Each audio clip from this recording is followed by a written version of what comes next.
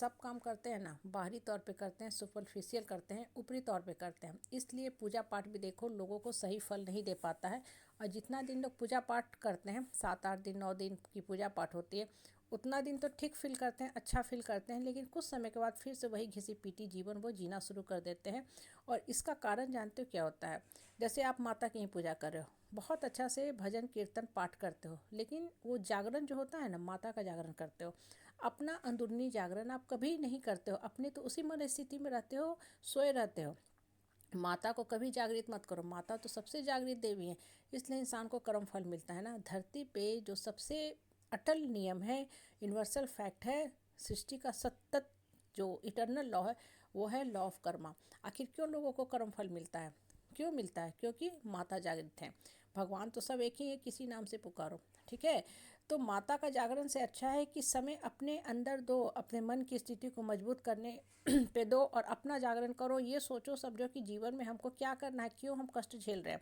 आपको physical, mental, emotional, financial, psychological कोई torture ही कर रहा है, तो भाई टॉर्चर कर रहा है तो ठीक है, कर्म का फल है, लेकिन कर्म का फल कटता तो है कहीं ना कहीं। वो इंसान मेरे सामने आया है तो उसके साथ कुछ मेरा कार्मिक अकाउंट गड़बड़ है, लेकिन इसका मतलब ये नहीं कि हम उस चीज़ को बर्दाश्त करते जाएंगे। मन को जागृत करो, मन को मजबूत करो और उस इंसान को चैलेंज करो, करी जवाब दो। माता भी क्या सिखाई? वो भी धरती पे आई थी तो सुम निसुम राक्षस का वध ही की ना।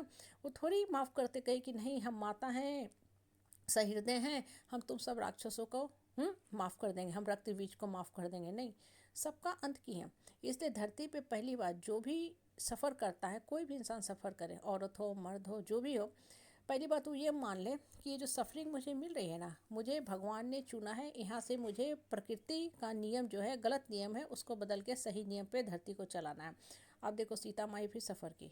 क्यों सफ़र की? क्योंकि रावण का अंत करना था। द्रौपदी भी सफ़र की। परिवार में भी अच्छे लोग हमेशा सफ़र करते हैं, अच्छे लोग हमेशा सफ़र करते हैं। और एक चीज़ नोटिस करना आप, गलत लोग जो होते हैं ना परिवार के, जिनकी संख्या सैकड़ों में होती है, एक अच्छा आदमी के ऊपर सैकड़ों लोग चढ़ के रहेंगे, गलत बात बोलेंगे, डराएंगे, धमकाएंगे और हमेशा उसको धमकी देंगे कि हम तुमको परिवार से निकाल देंगे, तुम्हारा नाम फैमिली डायनेस्टी से हट जाएगा, इसलिए तुम मेरे हिसाब से चलो। जैसे होता है ना कि ऑफिस में एक बेचारा ईमानदार आदमी है, उस पर 4 अफसर है, 10 अफसर है, सब सर पे बैठे हो कि तुम गलत काम करो, मतलब तुम इस फाइल को छुपा दो, हाँ गलत से सिग्नेचर करवा लो, बहुत सा। और वो बेचारा शरीफ अफसर चूँकि ईमानदार है, वो गलत काम नहीं करना चाहता है, तो दवाओं में जीने लगता है। बहुत बार वो अफसर भी सुसाइड कर लेता है। आए दिन हम न्यूज़पेपर में इस तरह की खबरें पढ़ते हैं। बच्चे भी बहुत बार कॉलेज में होते हैं, हॉस्टल में होते हैं, जीवन को समझ नहीं पाते हैं, सीनियर उसको तंग कर रहा है, प्रोफेसर परेशान कर रहा है, जाके कुछ गलत कदम उठा लेता है जो सरासर गलत है।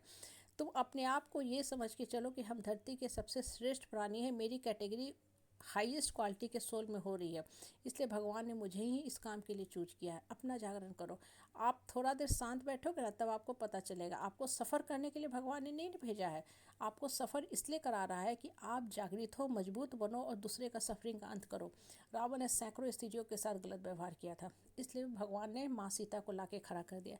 सशक्त औरत जो माँ जगदम्बा का ही बेसिकली रूप थी, माँ दुर्गा का ही रूप थी, ताकि वो आकर के रावण का अंत करे। उन्हीं को माध्यम बनाया ना। द्रौपदी भी माता का ही रूप थी। हालांकि उनके लिए सब जो भी बोला जाता है वो गलत बोला जाता है, नहीं बोलना चाहिए। वो भी किसी न किसी शक्ति का ही रूप थी, इसीलिए वही सेंटर में रही जिसके चलते इतना बड़ा महाभारत का युद्ध हुआ। आपको भी जिस परिवार में रहते हो ना, लोग तंग कर रहे हैं, टॉर्चर कर रहे हैं, पहली बात अपने आप को बोलो, बार बार बोलो, स्पष्ट शब्दों में, खुले शब्दों में, क्लियर शब्दों में बोलो कि मेरे अंदर इतनी पॉजिटिविटी भरी हुई है, इसीलिए माता ने मुझे चूज किया है सफ़र करने के लिए, और मैं सफ़र नहीं करूँगी, मैं अपनी सफरिंग का अंत करके लोगों को भी मोटिवेट करूँगी। तुम भी सफरिंग से निकलो, ना कि सफ़र को सफ़र करते जाओ। जब इंसान सफ़र से निकलना सीख जाता है ना, तो अपना तो उद्धार करता ही करता है, दूसरे का भी उद्धार करता है। जीवन को ना संकुचित सोच लेके मत जिया करो, नैरो और सैलो थिंकिंग मत रखो, मन को मजबूत करके जियो। आपको तब पूजा जो है ना, सार्थक पूजा लगेगी। आपको फील होगा कि हाँ वास्तव में पूजा कर रहे हैं, तो मुझे ऐसा अंदर से फील हो रहा है, ना कि मुख से बस आरती गा रहे हैं, पाठ कर रहे हैं और अंत में मुख भी दर्द कर जाता है। 3.5-4 घंटे के पाठ करना आसान नहीं है, और डेली डेली इंसान एक समय के बाद ऊबने लगता है। क्यों? क्योंकि मन में समाहित नहीं हो रहा है। लेकिन मन में जब समाहित हो जाएगा ना, तो मन में हर समय चलता रहेगा कि हम मजबूत हैं, हम स्ट्रांग हैं। इसलिए माता का आरती पूजन पाठ हमें दिल से करना चाहिए, भक्ति भाव से करना चाहिए।